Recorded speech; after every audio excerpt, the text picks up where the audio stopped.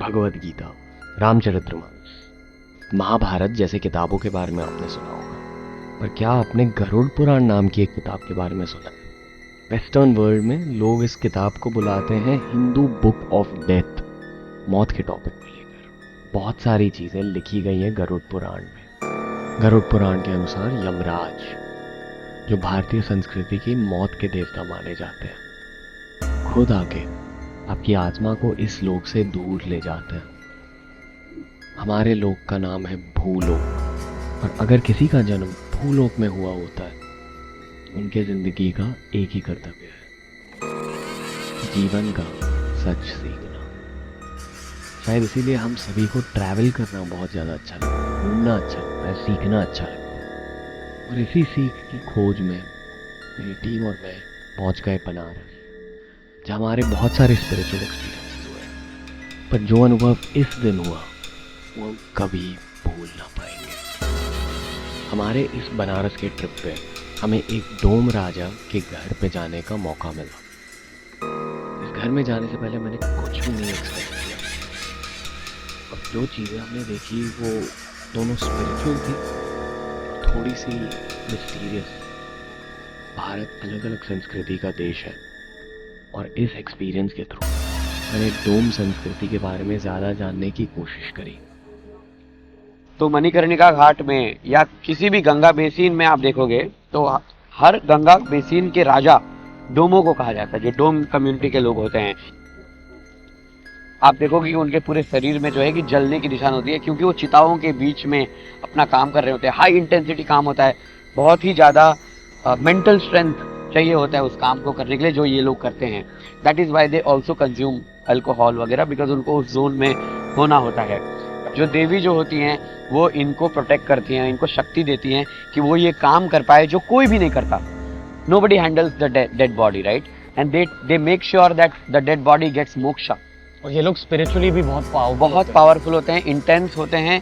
इसलिए होते हैं क्योंकि कहते हैं कि उनका संपर्क सीधा यमराज से होता है। तो ये मोक्ष के मार्ग में they are the last guard और guides who tell you that this is the path of the moksha. इन्हीं गाइड्स को और गहराई से जानने के लिए हम डोम राजा के घर चले गए। वहाँ डोम कम्युनिटी के कई लोग थे। वहाँ कोई भी कैमरे के सामने आने के लिए राजी नहीं था, पर उन्होंने वहाँ हमें शूट करने को अलाउ किया। इस घर में हमें कई सारी चीज़ों को देखने का मौका मिला, पर इस घर के एक कोने में था एक देवी माँ का मंदिर, जिसके सामने मैं मेडिटेशन करने बैठ गया। और उस 5 मिनटों की मेडिटेशन में मैंने एक्सपीरियंस किया, मुझे डेफिनेटली देवी माँ की एनर्जी फील हो रही थी, पर उसके साथ साथ मैं उस एनर्जी को समझ नहीं पाया। ज़िंदगी में मैंने बहुत सारे मंदिर देखे हैं, बहुत सारे मंदिर से आशीर्वाद लिया है, पर एक अलग तरह का ही आशीर्वाद मुझे डोम के मंदिर से मिला। उस देवी माँ के सामने मेरी खुद की गलतियों का सामना मुझे करना पड़ा, और दिमाग में खुद की गलतियाँ देखते देखते मेरे आंसू भी निकलने लगे, और मेरा दिमाग भी उस मंदिर के सामने कहीं खो गया। उस क्षण में मनीष भाई ने मुझे वहाँ से उठाया, और फिर हम डोम राजा के घर से निकल पड़े, सिर्फ यादों के साथ। उस रूम में जो भी चीजें हमने देखी, एक चिक बेबी थी जिसकी बलि दी गई।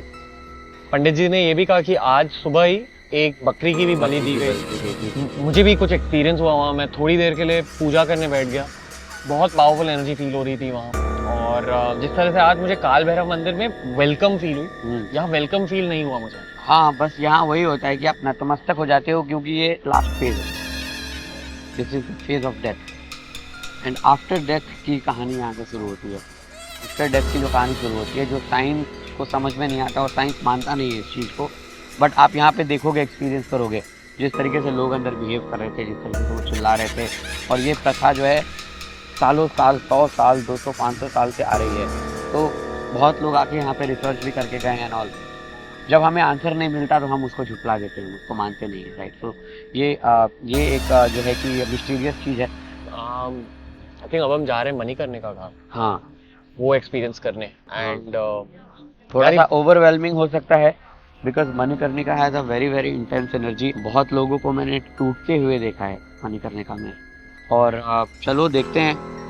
थोड़ा सा ओवरवेलमिंग होगा, अपने इमोशंस को फ्लो मत होने देना, कंट्रोल करके रखना, क्योंकि it's a process and everybody has to go through that process. Manikarnika Ghat पहुंचने के लिए आपको कई गलियों से गुजरना पड़ता है। उन गलियों से गुजरते गुजरते मैंने एक फ्यूनरल प्रोसेशन देख ली, यानी कि लोग किसी मुर्दा शरीर को घाट की ओर लेके जा रहे हैं। बनारस शहर मणिकर्णिका घाट राजा हरिश्चंद्र घाट के लिए जाना जाता है। ये घाट, ये गंगा माँ, दोनों मोक्ष के दरवाजे माने जाते हैं। यहाँ के लोग मौत को बहुत ही अलग नजरिए से देखते हैं। घाट तक पहुंचने की गलियों में भी लोग रहते हैं। उन्होंने कितनी मौत देखी होगी, कितनी चिताएं देखी होंगी, पर हमारे लिए ये सब चीजें बहुत ही अलग थी। हमें पता नहीं था कि हम इन चीजों को अब्जॉर्ब कैसे करें, क्या सोचें, क्या बोलें। बस बहुत ज़्यादा इस मोमेंट में हूँ, मतलब मेरे खुद के दिमाग में कुछ सोच विचार नहीं है, बस मोमेंट को अभी तक अब्जॉर्ब कर रहा हूँ। वहाँ अगर आप जूम करके देखोगे किसी भी चिता को, बॉडी के थोड़े थोड़े हिस्से आपको दिखने लगते हैं। किसी का चेहरा जल रहा है, किसी का हाथ जल रहा है। वो मुझे थोड़ा सा अजीब लग रहा है, ये मैंने कभी इतने पास से नहीं देखा। अब मैं यहाँ पे आपको समझाता हूँ, जो जिस चीज़ को आप चेहरा या हाथ या शरीर कह रहे हो, उसका कोई अस्तित्व नहीं है। वो सिर्फ और सिर्फ एक यंत्र था जिसमें आपकी आत्मा घूम रही थी, और आज वो निकल चुकी है और वो यंत्र एक कबाड़ में पड़े हुए गाड़ी की तरह है, उसका कोई अस्तित्व नहीं है। गरुड़ पुराण के अनुसार यमलोक में मृत आत्माओं के लिए 4 द्वार बनाए गए, 4 दरवाजे बनाए गए हैं।